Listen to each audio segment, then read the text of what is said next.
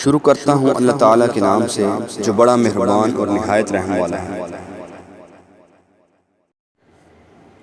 حضرت ابو ہریرہ رضی اللہ تعالیٰ عنہ بیان کرتے ہیں، رسول اللہ صلی اللہ علیہ وآلہ وسلم نے فرمایا، جس شخص نے کسی مومن سے دنیا کی کوئی تکلیف دور کی تو اللہ اس سے قیامت کے دن کی کوئی تکلیف دور فرما دے گا۔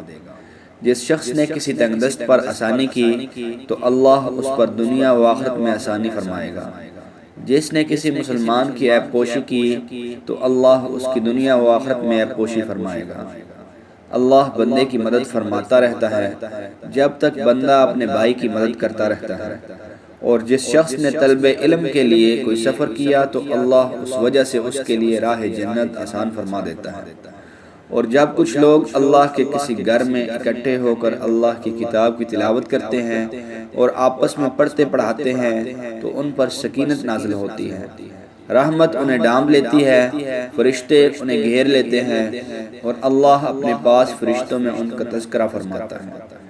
اور جس کے عمل نے اسے پیچھے کر دیا تو اس کا نسب اسے آگے نہیں بڑھا سکے گا۔